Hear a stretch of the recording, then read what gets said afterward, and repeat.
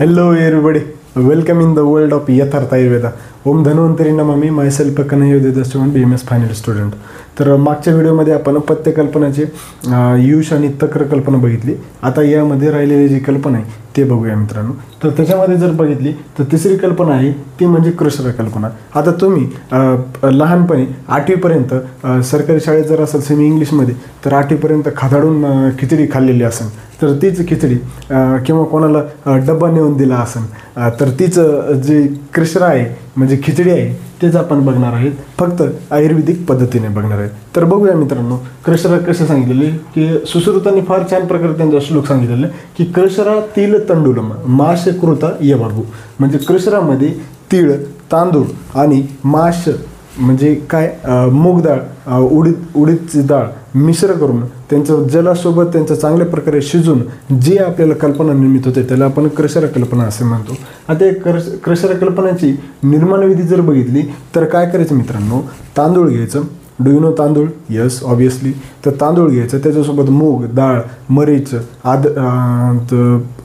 त्याच्यानंतर लवण आणि हरिद्रायुक्त करून त्याच्यामध्ये 6 पट पाणी टाकायचं. मृत पदार्थाला खालून अग्नी प्रज्वलित करायची आणि चांगल्या प्रकारे त्यांचं उत्तम शिजल्यानंतर ते अग्नी देणे बंद करायचं. स्वांशित झाल्यावर खाण्यास योग्य उपयोग करायचा. आता ही कृष्णा आपण दैनंदिन जीवनामध्ये उपयोग करतोच.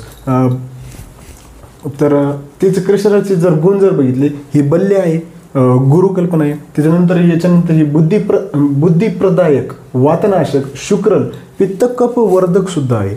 म्हणजे बुद्धिप्रदायक आहे, हे बुद्धीला चांगले देते, शुक्रल कार्य करते, त्याच्यानंतर बलवर्धक कार्य करते. अशा प्रकारचे हे कृष्णाचे गुण आहेत याच्यामध्ये.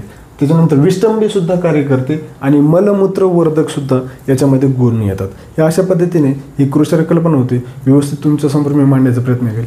आय होप की तुम्हाला समजली असेल, हो की नाही. चला तर समोरची नेक्स्ट कल्पना आहे ती म्हणजे अन्न कल्पना. अन्न म्हणजे काय? भात. आता अन्न म्हणजे भात. तर डल्हनाने फार छान प्रकारे त्यांच्या श्लोकाच्या सांगितलेले की अन्नम पंचगुणी तोय. म्हणजे अन्न भाताला 5 गुणाच्या जलामध्ये जर चांगल्या प्रकारे शिजवलं तर ते अन्न कल्पना म्हणजे भात कल्पना होते. यालाच भक्त कल्पना असे सुद्धा म्हणतात. आता याची निर्माण विधी जर बघितली, चांगलं स्वच्छ तांदूळ घ्यायचं, त्यांना नीट धुवायचं. आता धुतलेले तांदूळ वापरायचे किंवा स्वच्छ धुतलेले तांदूळच वापरायचे.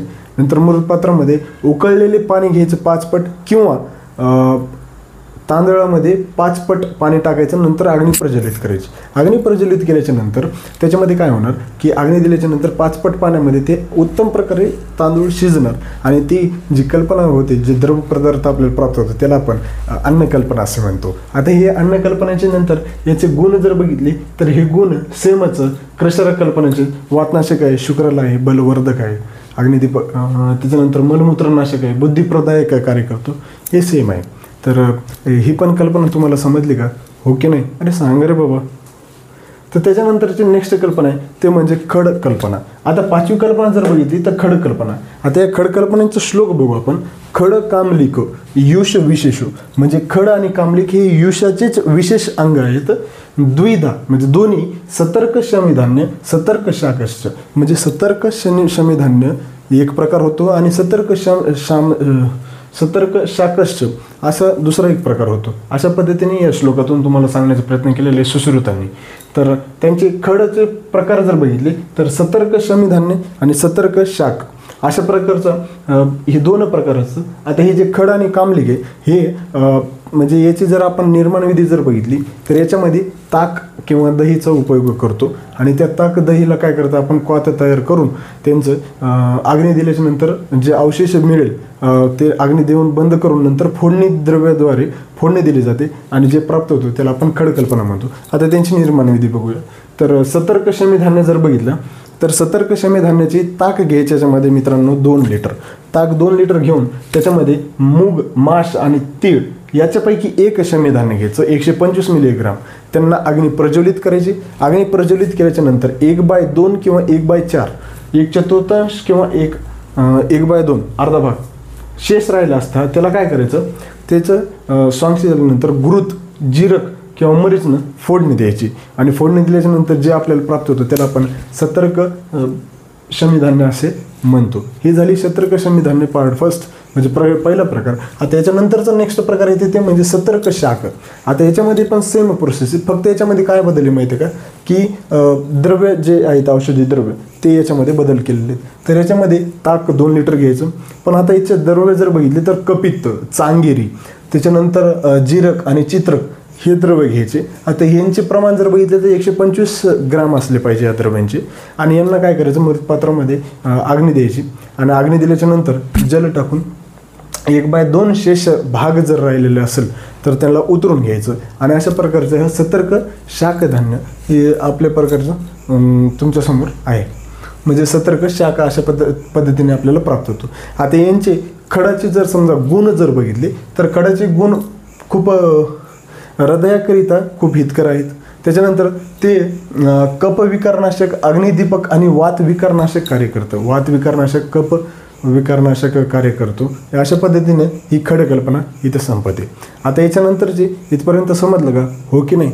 आता याच्यानंतरचा समोरचा पार्ट बघितलं तर कामलिक कल्पना येते. आता ही खड आणि कामलिक हे युषाचेच प्रकार आहेत, म्हणजे युषाचेच हे कल्पनेअंतर्गत येतात. तर हे बघूया आता कामलिक कल्पना जर बघितली तर याचा श्लोका सुश्रुताने छान प्रकारे श्लोकातून सांगण्याचा प्रयत्न केलेला आहे की दधी म्हणजे दही, मसत्वम आम्ल, सिद्धस्तु युष कामलिक स्मृतम, म्हणजे दहीच्यापासून म्हणजे दह्यापासून प्राप्त करून म्हणजे दह्यातील मिळवलेले पाण्यापासून युषाचेच प्रकार म्हणजेच खड आणि कामलिक हे निर्माण केले जातात. त्याला आपण अशा प्रकारे हे सुश्रुतांनी सांगितलेले की आता याची जर निर्माण विधी जर बघितली तर दह्यातून वेगळे केलेले पाणी किंवा दह्यातील पाणी 2 लिटर घ्यायचं. त्याच्यासोबतच मूग किंवा उडीद हे 250 ग्राम पाहिजे.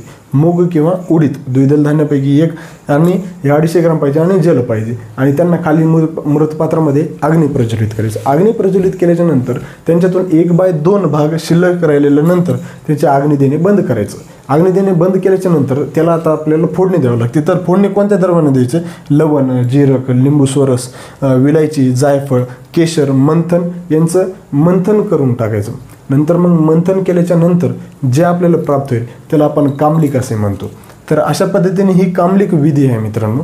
तर हे लक्षात घ्या. आणि याचे आता गुण बघू. तर याचे गुण जर बघितले तर हे कफकारक, बलदायक आहेत, वातनाशक आहेत, गुरु आहेत, स्निग्ध कार्य करते. अशा पद्धतीने ही कामलिक कल्पना इथे संपते मित्रांनो. आय होप की तुम्हाला समजली असेल. आता याच्यानंतरची जी नेक्स्ट कल्पना आहे ती बघूया. आता त्याच्यानंतर आपण जी आखरी कल्पना आहे ती म्हणजे शाडव कल्पना. आता शाडव कल्पना, शाडवचा अर्थ होते आम्लद्रव्य उपयोगात आणून करू. आता याच्यामध्ये आम्लद्रव्य कोणते कोणते असतात? कच्ची कैरी असते, दाडेम असते, त्याच्यानंतर कपित्त असते. तर त्यांच्यासोबत मधुर द्रव्य, गुळ आणि शर्करा टाकून जे द्रव्यपदार्थ, प्रक्षेप द्रव्य टाकून जे द्रव्यपदार्थ आपल्याला प्राप्त होतो त्याला आपण शाडव असे म्हणतो. आता या शाडवची निर्माण विधी जर बघितली तर याच्यामध्ये कसं करायचं की कच्ची कैरी आधी स्वच्छ धुवायची. त्यांचे काय करायचं, बीज सेपरेट करून त्यांची वरची सालं सेपरेट करून त्यांचे 3 ते 6 तुकडे करायचे. नंतर त्याच्यामध्ये काय करायचं, पात्रामध्ये त्याचं वजनाने गुळ आणि शर्करा टाकून त्याच्यामध्ये चतुर्गुण जल टाकायचं. त्याच्यामध्ये किती टाकायचं? चतुर्गुण जल.